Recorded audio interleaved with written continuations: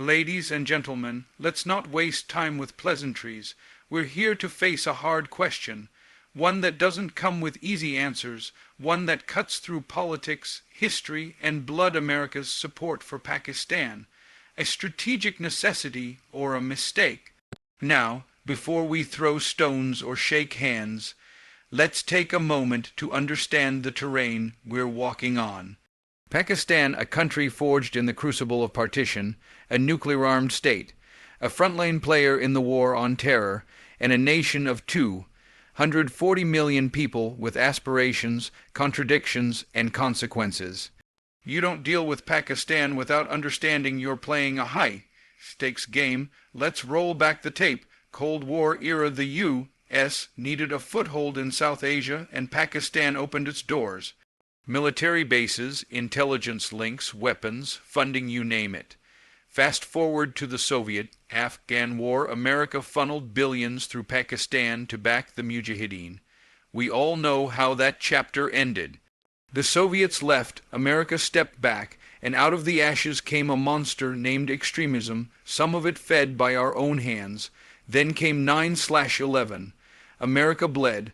The war on terror began, and once again, Pakistan was called upon.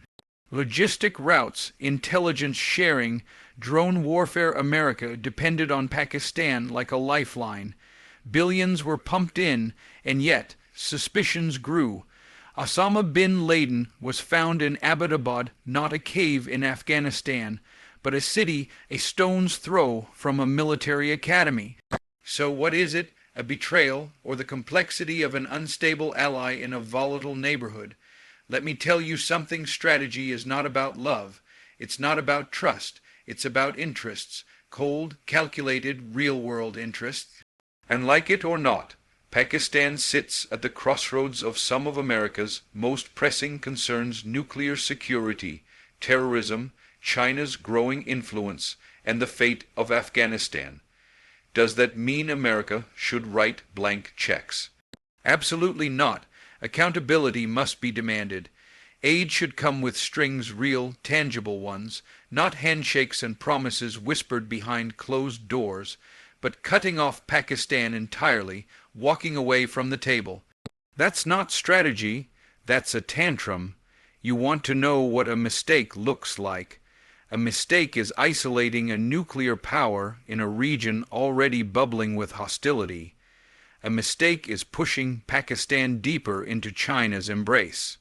A mistake is ignoring 240 million people, most of them young, most of them watching, waiting, wondering if America sees them as allies or pawns.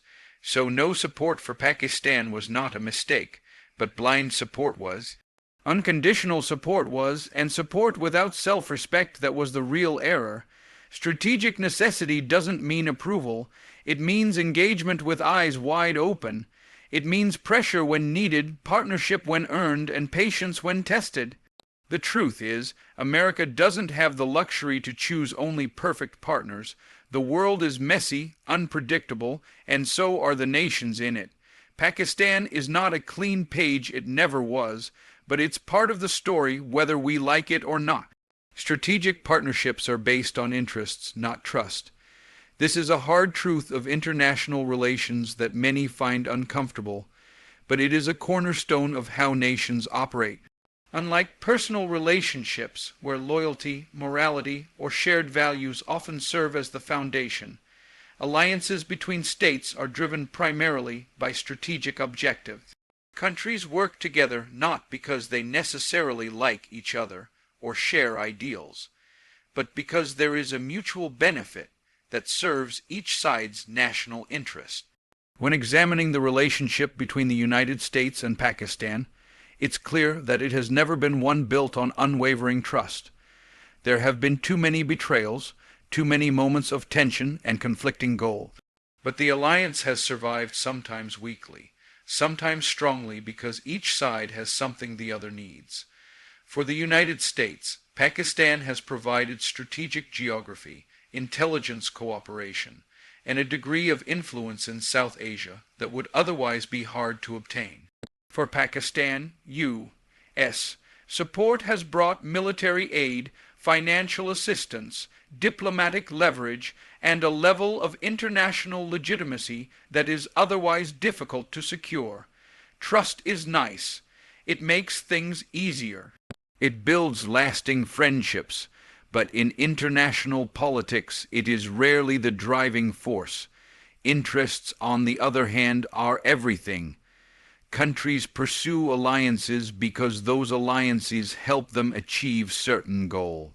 That could be military advantage, economic growth, counterterrorism support, access to resources, or simply a stronger position against a rival power. When those interests align, partnerships are formed. When they drift apart, those partnerships strain or fall apart altogether. Look at history. The United States has partnered with authoritarian regimes, military dictatorships, even former adversaries, all in the name of strategic necessity. During the Cold War, the U.S. supported regimes that were far from democratic because they stood against the Soviet Union. The same pattern played out again and again in Latin America, the Middle East, Asia, and Africa. These were not moral decisions. They were decisions made in pursuit of a larger objective: survival, dominance, influence. The same logic applied to Pakistan. During the Cold War, Pakistan provided a counterbalance to Soviet-leaning India. It opened up intelligence channels. It gave the U.S. a physical presence in the region. Then, during the Soviet-Afghan War, Pakistan became the conduit through which America funneled billions of dollars to the Mujahideen. Again, this was not about shared values or trust. It was about defeating a common enemy. The bond was practical, not emotional. After 9/11, when the U.S. launched the global war on terror, it turned once more to Pakistan. This time for supply routes into Afghanistan, counterterrorism cooperation, and drone strike coordination. All of it served American interests. Did the U.S. fully trust Pakistan's military or intelligence services? Absolutely not. There were constant suspicions about duplicity, about double games, about harboring extremist elements. But the alternative, losing Pakistan's cooperation entirely, was worse. So the alliance continued, not on the basis of trust, but because both nations had something to gain. And yet, public debates often overlook this reality. We hear phrases like, "Why support a country we can't trust?" Or "How can we be allies with someone who works against us?" These questions misunderstand the nature of strategic relationships. You don't need to trust someone to work with them. You just need to know where your interests align and where they diverge. You don't need loyalty, you need leverage. You need influence. You need access to critical outcomes. This is not to say that trust has no place in foreign policy. It can grow over time. It can deepen partnerships and make cooperation smoother. But it's never the foundation. It's a luxury, a bonus, at best. It's something that comes after years of sustained alignment and mutual benefit. At worst, it's a myth that distracts from the cold calculations that actually drive state behavior. In the case of Pakistan, many of the decisions made by the U.S., whether right or wrong in hindsight, were rooted in the idea of strategic necessity. That means making a choice between imperfect options. That means accepting that every partner comes with costs. That means acknowledging that influence is often more valuable than purity. Understanding this principle helps explain why America continues to engage with Pakistan, despite decades of frustration. It's not because of blind hope or romantic notions of alliance. It's because the alternative, isolation, hostility, or irrelevance, could lead to even worse outcomes. In a world where nuclear threats, rising powers, and asymmetric warfare are part of the daily equation, strategic positioning is everything. Pakistan's role in U.S. foreign policy is rooted in Cold War and post-9/11 geopolitics. To understand why the United States has consistently returned to Pakistan as a strategic partner, despite the difficulties and contradictions in the relationship, one must first look at the historical moments that shaped the global order and demanded pragmatic alliances. The Cold War was not simply a battle between ideologies, capitalism versus communism, but a complex game of influence, where regional allies were essential in containing rival powers. South Asia, with its vast population and strategic geography, became a significant arena for this geopolitical contest. During the early years of the Cold War, the United States needed reliable partners to counter Soviet expansion. India, though democratic, leaned toward the Soviet Union under Nehru's policy of non-alignment, which in practice often meant aligning with Moscow on key global issues. That left Pakistan a young Muslim majority nation carved out of colonial India, looking for allies and security guarantees in a hostile regional environment. Washington saw an opportunity. Pakistan was willing, strategically located, and eager to receive military and economic aid. In return, the United States gained access to intelligence assets, air bases, and regional leverage. This alliance deepened with the creation of military pacts like SEATO and CENTO, where Pakistan became a cornerstone in the American vision of a global containment strategy. The relationship served both sides. Pakistan received military equipment and financial support, while the U.S. solidified its presence in a region critical for monitoring Soviet activities in Central Asia and the Middle East. It was not a relationship of equals, nor was it one built on ideological alignment. It was a transactional partnership grounded in mutual needs during a time of global tension. The 1980s marked another crucial chapter. When the Soviet Union invaded Afghanistan in 1979, the U.S. needed an operational base to support the Afghan resistance. Pakistan, sharing a long and porous border with Afghanistan, became the logistical and intelligence hub for what would become a massive covert war effort. Billions of dollars flowed through the CIA and Pakistan's ISI to fund and arm the Mujahideen. It was one of the largest covert operations in history. For the United States, it was a way to bleed the Soviets dry and avenge the humiliation of Vietnam. For Pakistan, it was a chance to build regional influence and strengthen its own security state. But the seeds of future instability were planted during this period. The United States, focused solely on defeating the Soviet Union, ignored the long-term consequences of empowering religious militias and extremist ideologies. Pakistan's security apparatus, meanwhile, learned that proxy warfare and ideological fighters could be useful tools of regional influence. After the Soviet withdrawal in 1989, America's interest in Pakistan waned. The aid slowed, the attention shifted, and Pakistan was left to deal with the fallout millions of Afghan refugees, a radicalized border region, and an economy warped by years of war-driven policy. Then came 9/11. The attacks on American soil changed the calculus overnight.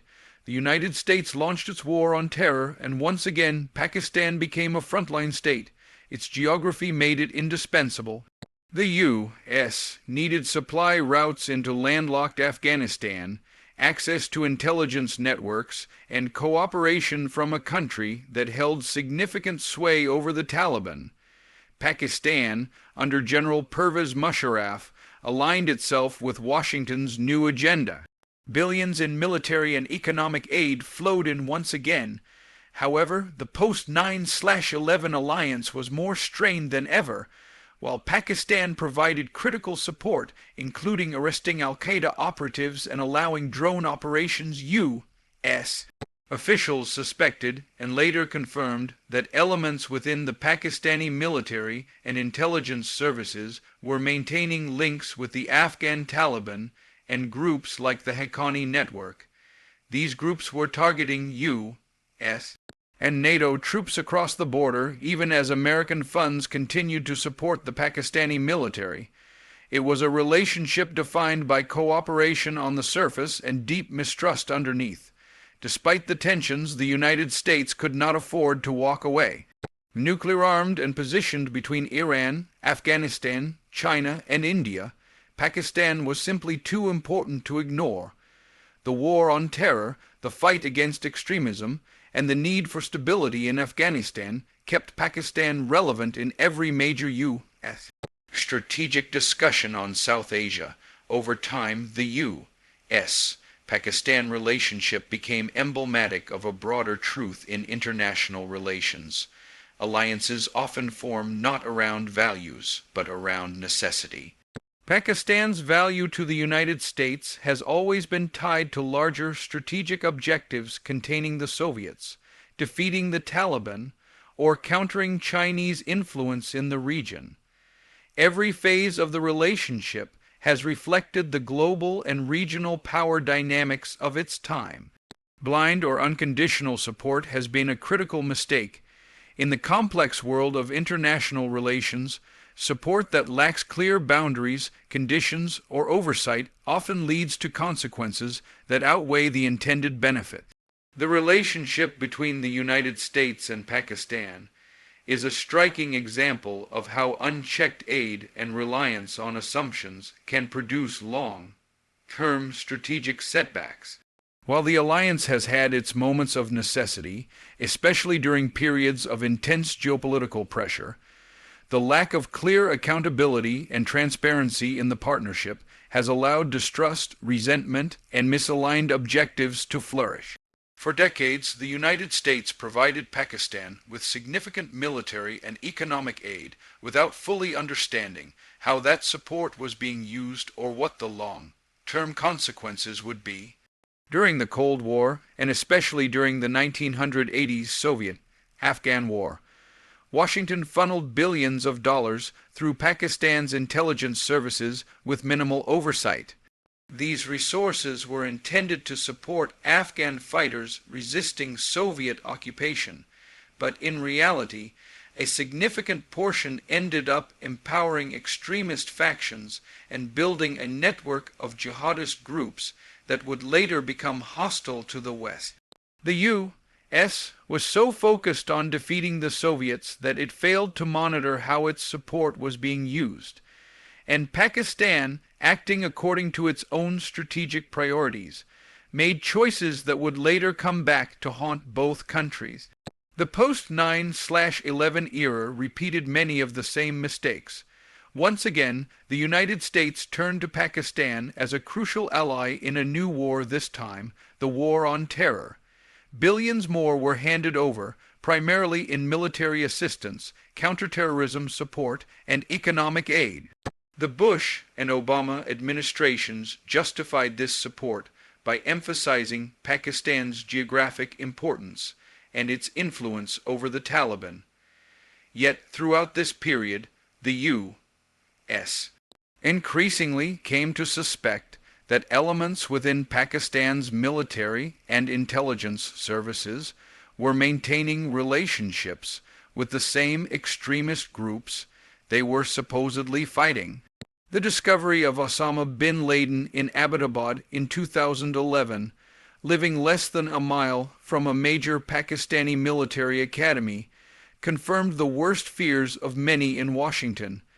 It exposed the enormous disconnect between American expectations and Pakistan's actions. Whether through incompetence or complicity, the fact that the world's most wanted terrorist was found living openly in Pakistan's heartland shattered any remaining illusions about the effectiveness of blind support. It became impossible to defend the idea that Pakistan was a fully trustworthy partner in the fight against terrorism. Yet the support continued with only modest changes in approach. One of the most damaging effects of unconditional support is that it undermines reform within the partner country. In Pakistan's case, Military dominance over civilian institutions was reinforced by the consistent flow of foreign aid. Rather than encouraging democratic governance, civilian control of foreign policy, or transparency in national security decisions, the support often emboldened the military to continue operating with autonomy and impunity. This imbalance weakened Pakistan's democratic institutions and limited the country's ability to evolve into a stable, accountable partner. In essence, U.S. policy unintentionally reinforced the very dynamics that made the relationship so difficult. Additionally, blind support sends the wrong signal to both allies and adversaries. It tells potential partners that compliance is not necessary for continued backing. It tells strategic competitors that the United States is willing to tolerate duplicity as long as short-term goals are met. This undermines American credibility and weakens its negotiating position in other regions. Conditionality, transparency, and performance-based support are not just ethical preferences, they are strategic tools that protect U.S. interests and help shape the behavior of partner nations. Blind support also distorts expectations on both sides. Pakistani leaders, used to receiving aid regardless of internal developments, came to view American support as guaranteed rather than earned. This led to a cycle of half-hearted cooperation where short-term gestures were made to secure funds without a serious commitment to long-term change. On the U.S. side, policymakers often held on to the belief that more aid would lead to more cooperation, even when evidence suggested the opposite. This mismatch of expectations created frustration, miscommunication, and frequent crises in the relationship. Finally, unconditional support ignores the changing nature of the global strategic environment. Pakistan's growing ties with China, its complicated relationship with India, and its evolving domestic politics all require a more nuanced and adaptive American approach. Relying on outdated assumptions or inertia only deepens the disconnect. What's needed is a relationship built on clear goals, measurable progress, and mutual accountability. Anything less risks repeating the mistakes of the past and compromising future stability in one of the most volatile regions in the world. Complete disengagement from Pakistan is more dangerous than engagement. In the realm of global strategy, walking away from a complex partner may offer a sense of moral clarity or temporary relief, but in practice, it often creates vacuums that are quickly filled by rival powers or destabilizing forces. Pakistan, for all its contradictions and challenges, occupies a vital position in one of the world's most volatile and strategically significant regions. Cutting ties entirely would not simply end a difficult relationship. It would have ripple effects across South Asia, Central Asia, and beyond. Pakistan borders Afghanistan, Iran, India, and China, 4 countries deeply involved in regional and global power struggles. It has a population of over 240 million people, a rapidly growing nuclear arsenal, and a history of military dominance over its civilian institutions. It is also home to multiple ethnic, religious, and political tensions that, if left unmanaged, could erupt into wider instability. Disengaging from Pakistan would mean relinquishing any direct influence over how these internal and external pressures are addressed. It would mean allowing other powers, most notably China, to step in and shape Pakistan's future in ways that may be incompatible with U.S. interests. China has already invested heavily in Pakistan through the China-Pakistan Economic Corridor, a flagship project under Beijing's Belt and Road Initiative. This partnership is not merely economic, it is increasingly strategic. China sees Pakistan as a key ally in its long-term plan to expand its influence across the Indian Ocean and into Central Asia. If the United States were to withdraw from the relationship, Beijing would fill the gap, gaining greater access to ports, infrastructure, and political influence. This would shift the regional balance of power in a way that undermines Washington's strategic position in Asia. Moreover, disengagement from Pakistan would severely limit America's capacity to respond to developments in Afghanistan. Even after the withdrawal of U.S. forces, Afghanistan remains a focal point of extremism, humanitarian crisis, and regional rivalry. Pakistan has deep cultural, tribal, and political ties to Afghanistan, and has historically served as a key conduit for diplomacy, intelligence, and logistical support. Without Pakistan's cooperation, or at least its participation, American efforts to manage the fallout from Afghanistan's instability would be significantly weakened. There is also the issue of nuclear security. Pakistan is one of the few Muslim majority countries with nuclear weapons, and its arsenal is growing. The command and control of these weapons has been a long-standing concern among international security experts. While the Pakistani military maintains that it has strong safeguards in place, the potential for insider threats, extremist influence, or regional conflict remains a concern. A complete disengagement by the United States would reduce visibility into Pakistan's nuclear posture and limit any ability to help shape or monitor its security protocols. This would increase the risk of proliferation or miscalculation in a region that has already seen multiple wars between nuclear-armed neighbors. Domestically, Pakistan faces deep economic challenges, political instability, and rising extremism. These issues are not isolated. They have direct implications for regional security and global counterterrorism. U.S. engagement, when properly structured and conditional, can serve as a tool to encourage reforms, support democratic institutions, and provide alternatives to extremist ideology. Disengagement, on the other hand, sends a signal that the international community has turned its back, potentially empowering the very forces the United States has spent decades trying to counter. Critics often argue that continued engagement with Pakistan rewards bad behavior or perpetuates dependency. But disengagement is not the opposite of blind support. It is the absence of strategy. Real engagement means clear expectations, consistent dialogue, and the ability to influence outcomes. It involves using diplomacy, aid, military cooperation, and economic partnerships not as ends in themselves, but as levers to shape policy and promote stability. Without engagement, those levers disappear. The war on terror, regional balance of power, energy security, counter-narcotics efforts, and global migration trends all intersect in ways that make Pakistan a necessary, if difficult, partner. Refusing to engage does not eliminate these issues. It simply removes any chance of addressing them in collaboration with a key stakeholder. Engagement is not about endorsement. It is about remaining present, informed, and capable of action when the situation demands it. When nations withdraw from complex regions or abandon imperfect allies, the void is rarely empty for long, whether through state actors like China and Russia or non-state actors like extremist groups. That space is almost always occupied in ways that work against American interests.